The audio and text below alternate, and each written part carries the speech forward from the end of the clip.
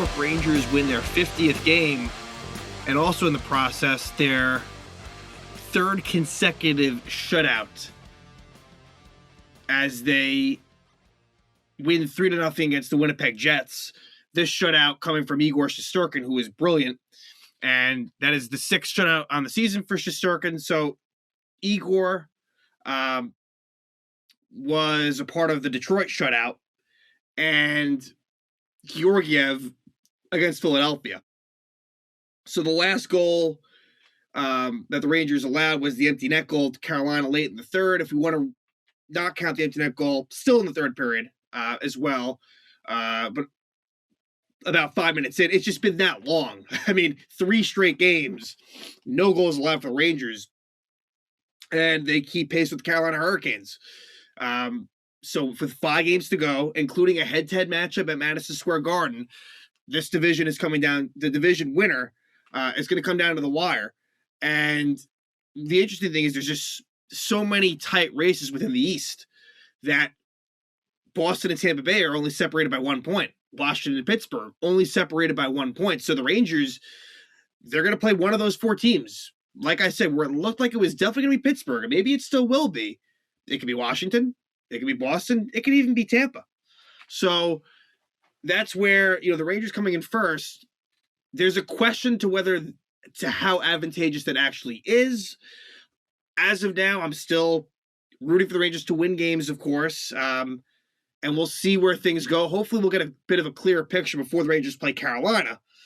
But it's been a fun ride, and I didn't think the Rangers really played all that well tonight, and that's understandable. This was not, the score is a little misleading. I thought Winnipeg played a pretty good game, and the Rangers, I felt like they got better as the game progressed. Like, the first period wasn't great. The second period, same sort of thing, but this is a bit of a throwback win where Igor is amazing, and the Rangers get a key power play goal. But again, that's to be expected, and the Rangers still got a shutout. I mean, now they are tied again with Carolina for the least goals allowed in the NHL. No, sorry, not true. 1 goal difference. So Carolina's allowed 190 in 77 games. The Rangers have allowed 191 in 77 games. It's really between Carolina, the Rangers, and Calgary for who wins that, as Calgary has given up 2 more goals than the Rangers. But that's teams like that, that's a good sign for the playoffs. I like the teams that don't give up goals. And we'll discuss, the Rangers' possibilities and things like that as we get a little bit closer. But, it's a pretty good sign. And, in this one, this was Andrew Kopp's first game against his former team in Winnipeg at MSG.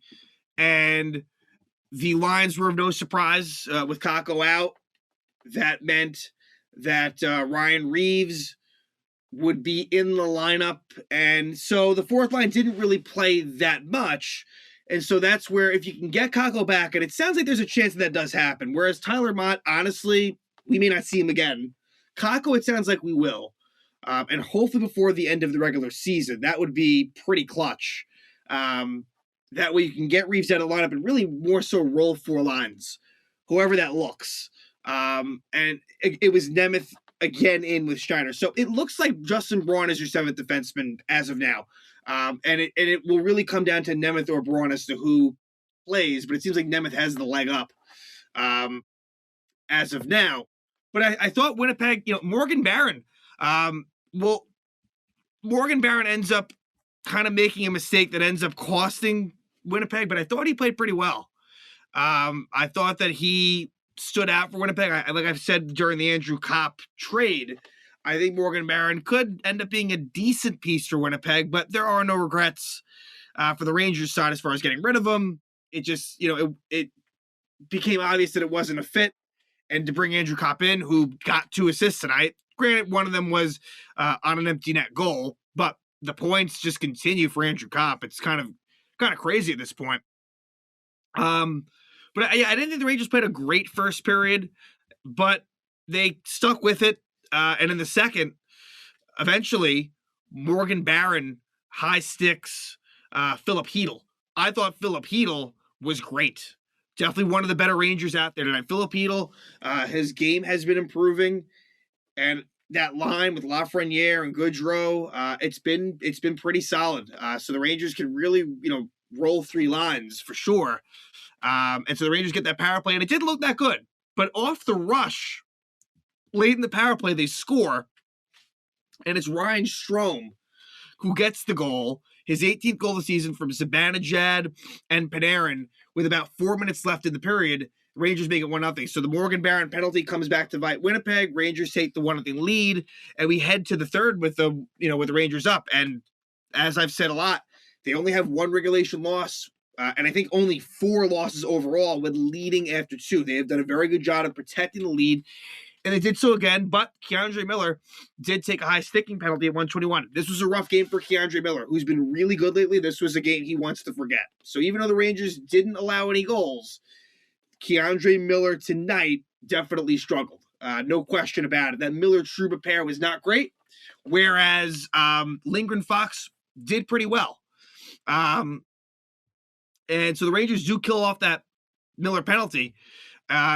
And soon thereafter, or actually, it technically occurred during that penalty kill. Kevin Rooney draws a penalty as Nikolai Ehlers trips him. And so the Rangers get a power play, unsuccessful.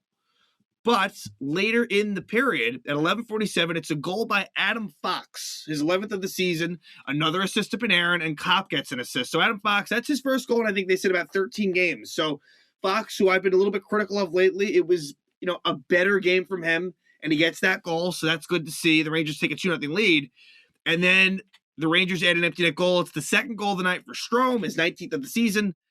Andrew Kopp gets his second assist, and then Chris Kreider gets the other assist. So Kreider's still stuck on 50 goals. I think it's going to be tough for him to reach 54, but he's surprised me in the past. He can score in bunches. We'll see. I don't think it'll happen. But the Rangers win at 3-0, and like I said, 50 wins, but really more impressive in the short term is the fact that is their third straight shutout. So just remarkable. And so now, like I said, the Rangers are in a flat-footed tie with Carolina. Carolina, I shouldn't say completely flat-footed. They are in terms of games and points, but Carolina does have the tiebreaker over the Rangers as they have one more regulation win. And then if that became tied, they currently have 2 more regulation and overtime wins. So chances are, not definitely, but chances are if they do finish tied, Carolina would have that tiebreaker. But like I said, I think it comes down to that head-to-head matchup. Especially if there is a winner in regulation, that game doesn't go to overtime. I think you're going to find that the winner of that game likely wins the division, especially if it's Carolina, but even so if it's the Rangers. And so now next is the New York Islanders. And that is going to be a very interesting matchup as the Rangers have struggled with the Islanders in 2 recent matchups at the Garden. And I found that they have struggled more so at MSG in recent years against the Islanders than on the road. So maybe it's one of those things where the Islanders win at MSG, the Rangers win as the road team, although there'll be a ton of Ranger fans there.